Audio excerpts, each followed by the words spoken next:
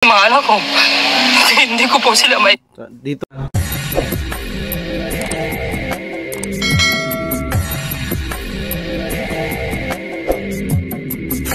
What's up mga tangay? Welcome back. This is my YouTube channel, Katangay PLC. Isang mapagpalang araw mga tangay. Good morning, good afternoon, at good evening. Alright mga tangay, mag-reaction tayo for today dito sa YouTube channel ni Kuya Bal Santos Matubang. Okay, support natin ang YouTube channel na rin natin na Kalinga Prab at si Kabisnes Official, ang ninong ni Kalinga Prab. Nag-reaction din ako dyan mga tangay. Si Papa Dis TV at Kabisnes Family at sila Pastor G, Ambassador G Morelio Vlogs at Ambassador Kalinga po sa mga Ambassador sa Pilar, si Kalinga Ambassador Jose at si Ambassador G Morelio sa Gumakat. Alright, ito mga tayo, mag-reaction tayo for today sa YouTube channel ni Kalinga ni Kuya Bal at dito sa isang foreigner din naghihirap na tinulungan ni Kuya Bal, at ito ay scout ni Pastor Ritz Falcon TV. Supportahan din na kanyang YouTube channel mga tangay. Napakasipag, napakabait ni Pastor Ritz, at malaking bagay ito mga tangay na ganito sa isang foreigner na New Guinea ito, Papua New Guinea, taga Papua New Guinea, isang senior citizen na rin ito mga tangay. At ito mga tangay, panoorin natin, samahan niyo ako.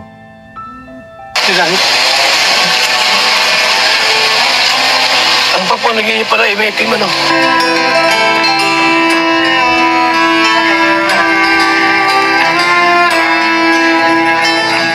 How old are you?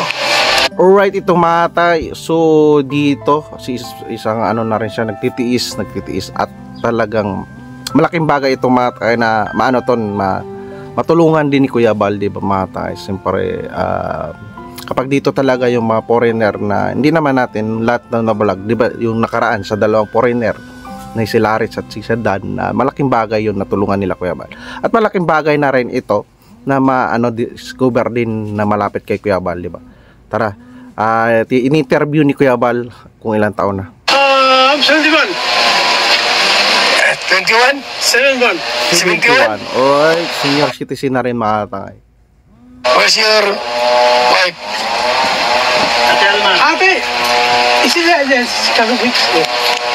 Ayan, maganda. Yeah. Yes, ma'am. Blessing! Hello, Gracie. Your wife? Yes. Alright, ito, may asawa siya at anak. So, at least mayroon nag-ano sa kanya, no? Wala yung sleeper ko. Ako po si Almalita Malakas po, na nakatira po sa Barangay Lugi, Labo, Camarines Norte. Ang akin pong... Taga Labo rin pala, Labo. So, ito palagi binabanggit ni Reyna, yung Labo, di ba? Labo. So, malapit lang din pala ito, Ilarina. Doon. Kapartner ay si Embo Dennis Taylor po. Papua New Guinea po siya. Ilang taon na po siyang hindi po makalis sa aming lugar, gawa po nang wala pong tumutulong po sa kanya, dahil kahit po yung kamag-anak po niya ay hindi po siya sinusuportahan. Nagkaroon po kami ng 3 anak po. Alright. So ibig sabihin wala ng pamilya, no? Yan, no? Nagtulong. Siguro hindi natin alam, sa lugar nila medyo mahirap-hirap din siguro, no? Si Embo Dennis Ho. Yung pangalawa po ay si Gracelyn Ho. Oh, grabe, mistisa. Ito po grabe, mga mistisa yung anak niya, di ba, mga si Dale Aiden. Ang nais ko lang pong iparating po sa inyo na gusto ko na pong matulungan ang aking partner makabalik po sa kanilang bansa, kasi grabe na po yung hirap na dinadanas ko. Gusto ko pong gumawa ng pamamaraan, hindi ko pong magawa kasi wala pong maiiwan sa mga anak ko. Hindi ko po sila dito mga tangay. Siguro hindi na mapigilan ni ate na yung hirap, di ba mga tangay? Dito mga tangay, ganito siyempre sa sitwasyon nila, nakita naman natin mga tangay sa lugar nila, nakadiskarte naman sila mga tangay, pero siyempre sa punan, di ba mga tangay? Iwan, kasi po wala lang ang tumutulong sa amin. Umaasa na po kami sa bigay-bigay po ng aming barangay, mga kamag-anak ko. Alright mga tayo, malaking bagay rin sa mga ayuda ng barangay. Dahil nagsimula tayo sa pandemya, siguro napakahirap magsimula. Mayroon mga kababayan natin napakahirap magsimula mga tayo na puunan, diba mga tayo? So malaking bagay ito mga tayo at nadala na kita natin pag interview ni Kuya Bal dito sa asawan kay ate na depende na lang kung ano. Pero nakita natin yung foreigner na na lang siya siguro doon sa siya na makabalik. Kawawa naman siguro yung makauwi o maganda bigyan na lang punan kung mag-uwi doon sa lugar nila sa New Papua Guinea. So kawawa naman 'tong mga anak mawawala ng tatay, di ba? So nadala lang siguro sa ate. Saka po yung mga kapatid ko po, dahil po hindi nga po siya makaalis. Dahil hindi po namin alam po ano po yung problema niya. Na-expired na po yung passport niya. Matagal na po siyang gusto. Napakahirap mata na ma-expire. Katulad din sa Pilipino na expire sa ibang bansa, mahirap din mag-process niyan, di ba mata? So sa kanya ganun din, parang TNT na lang siya. Pero nagkaroon siya ng ng at least may pamilya, di ba mga tangay nag-aalaga. Ganun lang din yan sa Pinoy doon sa lugar. Sa iba, kung mag-expire ganun, parang TNT na rin. Parang TNT na siya dito mga tayo, pero karoon siya ng pamilya. Gusto umuwi po sa lugar po nila, pero wala po kaming kakayanahan para po makaalis po siya. Dahil almost 8 years na po siya ditong na-stranded sa Barangay Lubi po. Kaya po umaasa po kami na sana po matulungan po kami na itong pong paglapit po nila Kuya Bal Santos po, sana po matulungan po kami na maiparating po sa inyo ang aming pangangailangan po na makalis po sana ang aking partner, makabalik po sa lugar po nila. Senior citizens na rin po yung aking partner, hindi po siya makapaghanap buhay po dito kasi ay wala na po rin po siyang kakayanan. Kaya po sana po lubos po ako umaasa na matulungan niyo po. Mga tay, napakahirap na bilang 71 years old ay dapat na lang yan siya. Nagapensyon na lang, di ba mga tay? So at least nakaroon siya ng pamilya, anak, di ba? So dito ang pinapakausap nila ni ate makauwi sa lugar niya sa kung saan sila sinilangan, di ba mga tangay. So hindi siya suportahan ng pamilya niya. So napakahirap yung sitwasyon. Siyempre hindi siya medyo English speaking, yung anak buhay, walang reklamo kung anong tanong mo, anak buhay dyan, tuloy-tuloy. Yung concern lang ni ate, gusto niya mapauwi kung saan man lugar, di ba mga tangay. So kawawa naman yung mga anak niya, maiwanan niya, di ba mga tangay. So tingin ko puhunan lang dito mga tangay, puhunan panganap buhay lang kailangan nila dito mga tangay. So pag uwi ng foreigner na to, kawawa naman yung maiwanan yung mga anak niya, di ba mga tangay, no? Sana siya na makabalik na po sa bansa po nila para po kahit paano magkaroon na po kami ng kaginhawaan sa kahirapan ng buhay po nila. Dito opinion ko lang, kung mag-uwi yung foreigner na to doon sa lugar nila, para magsisimula na naman yan siya. So siyempre hindi natin mamalayan o kung may negosyo yung pamilya niya o siya, dahil mag-uwi doon ultimo piso wala siyang may dala. Paano siya makarecover? 71 years old na siya, di ba matay? So opinion ko lang, lang ito punan o makaroon ng hanap buhay na pang-araw-araw para maliliit yung mga anak niya pa Opinion ko lang to, maliliit pa anak niya, baka grade 1 pa lang ito, grade 6, di ba matay? So hindi ako pabor kung makauwi ito yung 71 years old na na foreigner. Punan lang ito na magkaroon sila ng hanap buhay sa pang-araw-araw, makabili sila ng di ba mga tangay. Kung uuwi ito yung 71 years old, useless din dahil iiwanan nyo yung anak niya dito. Anong isusuporta nito ay kung magsimula pa doon, anong hanap buhay niya rin doon, di ba? 8 years na siya na hindi nakauwi. Buti kung yung pamilya niya doon ay kung mayaman yung pamilya niya, di ba tinulungan na, di ba matangay? So punan lang dito, punan. Ayun lang po ang aking kahilingan, wala na po. ganun. Sabi ko, ito na yung naging kapalaran ko eh.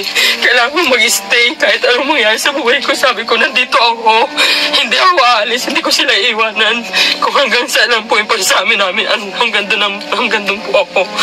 Napagtitiisan ko po yung kasi naawa talaga ako sa kanya. Kasi hindi na nga siya taga rito.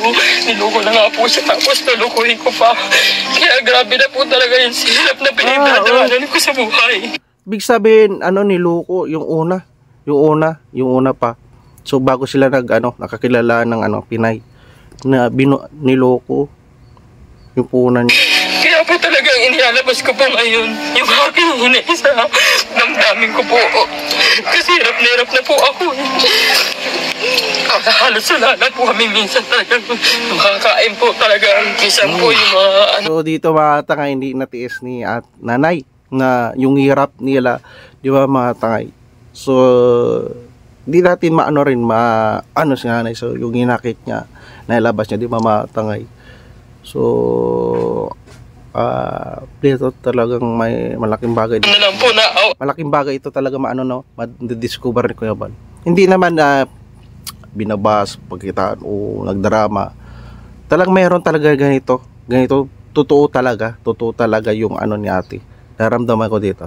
sa amin, binibigyan po kami ng pagkain para po makaraos kami sa mga araw-araw.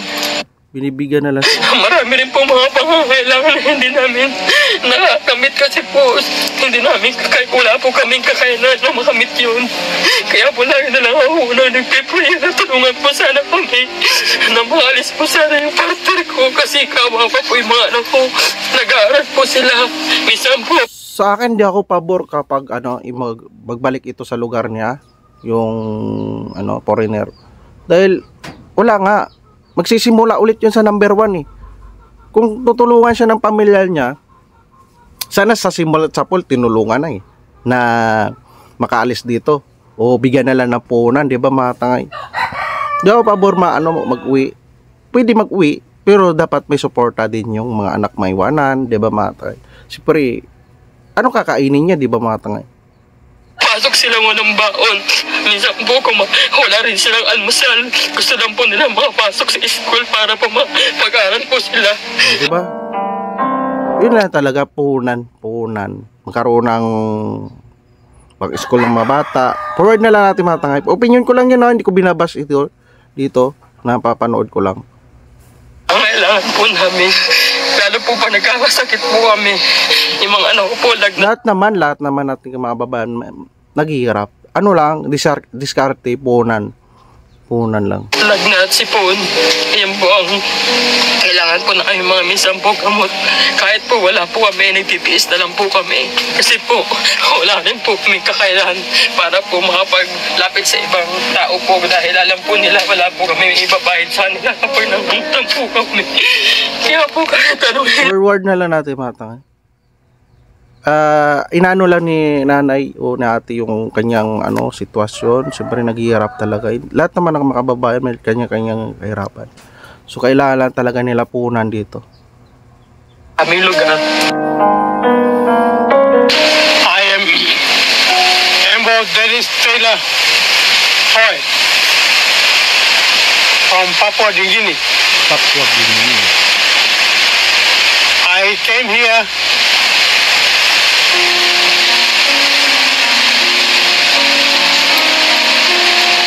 here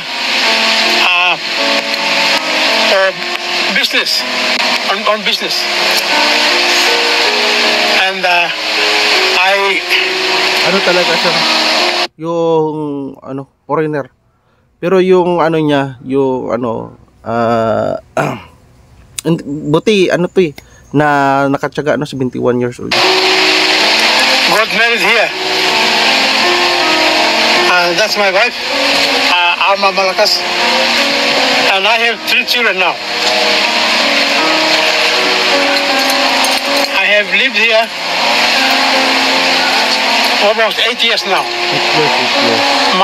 Alright, i-add na lang natin mga tayo, i-adjust sa pinaka-highlight. Pakibisita na lang ito sa full video sa YouTube channel ni Kuya Bal. Malaking tulong rin natin ito, i-like and share natin and share pa natin mga tagay. Makakatulong yan mga tagay. Malaking bagay dito na na-discover din ito ni Pastor Rich Falcon TV. Napakasibag mag-scout din yan. Na ano ko yan, nakalog ko na yan sa personal si Pastor Rich Falcon TV. Yan na lang natin ito. Itong trabaho ng foreigner. Sa interview na lang yun eh. Ito yung trabaho niya.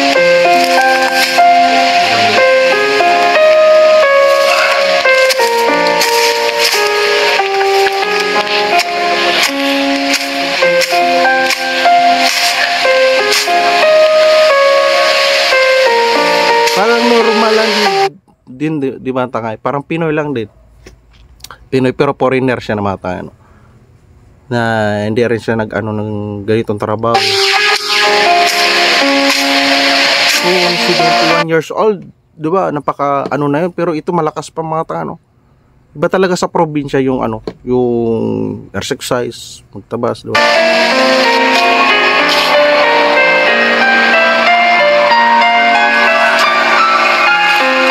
Talaga kasi yung problema sa foreigner kapag mag-ano sila, isa maloko, 'di ba? Maubos yung puhunan, walang-wala talaga. Hindi makauwi. Or na lang mata. No, normal trabaho.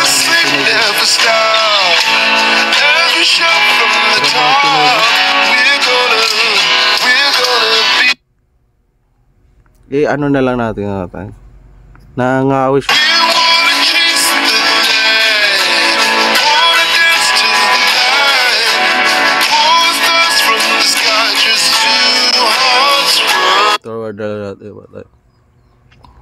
Pansit ko lang to. Nangawis din.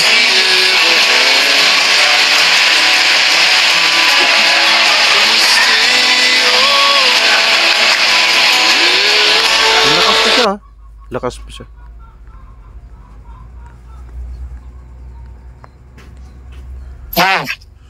Myself. Yeah, you're yourself. To cut the papa niya. Kumalagalo. Ina-highlight na lang dito sa box. Ito. Pinapakita. Na ano talaga siya. Buti nga hindi na ano to na ano no. Sa ibang bansa yung Pinoy inasita, pero dito at least karon siya ng mga pamilya, 'di ba, mga tangay. Hindi pa masyado mahigpit, 'di ba, mata. Isa lang yung concern ni ate na matulungan makauwi, yun lang, para siguro maka ano ng ano trabaho. Siyempre gamay niya doon yung trabaho sa ibang bansa, sa foreigner sa lugar nila. Parang Pinoy lang din eh. Kung doon sa lugar Pinoy na tiinte ay hindi makadiskarte, makahanap ng trabaho. Pero kung sa lugar niya talaga ano siya no, recover siguro no. Because of to provide for my family. And is this. So this is your papers. This is my mga ID niya. Yan, mga ID na talagang foreigner siya. Passport. This is the passport. That one was expired in 2016. I renewed it. Yeah. I went to Papua New Guinea. 2016. So 2016 panahon pa ni ano Pangulong Duterte, nag-ano siya dito. Renewed. Passport. Passport. But the second passport is lost. Kompleto naman siya matangay sa papel. Kaso lang nag-expire nga, wala pang gastos, 'di ba, pa mga tangay. Para makauwi, travel do sa lugar nila. Ano talaga siya naubusan, 'di ba? Copies here. Okay. You confirm the new passport. That is lost. Okay. What's this? When the papers this out. Forward na lang natin mga tangay sa mga importanting ano. Important po sa amin na inimbitahan po ako sa birthday party. Birthday daw po niya. Isa-celebrate daw po namin. Okay. Nabitahan. So, napanood ko na rin itong mga tangay. So, yan ko na lang. So, yung si ate ay nagtatrabaho ata nakatulong. So, ito, yung foreigner na to ay nagpunta dyan sa Manila. Tapos may event para naimbitahan at simple live airside. Di ba mga tangay? So, hindi na maiwasan sa mga foreigner. Kaso lang, naubos yung puhunan, di ba? Doon tayo sa perch na nandun si Pastor Rich Falcon TV para masuportahan natin kanyang YouTube channel din. Malaking bagay itong mga scouter mga tangayin, mga kasama na sa charity vlogging na naghahanap na mamatulungan. Ito mga tangayin si Pastor Rich Falcon TV. Suportahan natin. Ano ito sir, ba't ito nakilala? Ba't ito na, wait lang. Ba't ito sir na, paano ito nakilala itong mga to? Bali, nag-scout po kami dyan sa labo. Galing kami kila Rufa. Mapasipag yan si Pastor Rich Falcon TV trabaho sa farm nila si Kuya Bal ay tapos mag-scout pa, talagang malaking bagay na lapit ito kay Kuya Bal ang foreigner. Dahil si Rufa po ay tinutulungan din natin. Mayroon kaming natanungan dyan na sa may kanto. Yung pong sumamang babae kanina. Okay. Natanong lang namin kung mayroong mga cases na pwedeng matulungan. Sabi nga, pwede ba kayong tumulong sa foreigner? Sabi ko, sige, tignan natin ang nila. So, yun nga po, pumunta kami dito and then nakita namin sila at si Kuya Dennis. At talagang naawa po ako dun sa unang kwento pa lang ng buhay nila. Kasi yung unang may kwento sa akin ni Ate Alma, ito daw po si Kuya Dennis ay pagbaba pa lang sa airport nito ay talagang yung mga business partner niya ay inano na sila. Kumbaga parang alam mo yan, hold up na ang tawag or hold up, ayan. At iniwanan daw po ito na underwear na lang.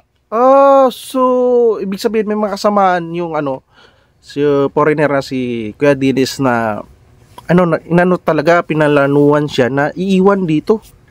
Grabe no. Ang suot at saka itong mga Wala talaga siya. Wala siyang resources dito. Talagang ang tumutulong sa kanila yung mga pamilya po ni Ate Okay. Alma. So ito pala yung pagkain ni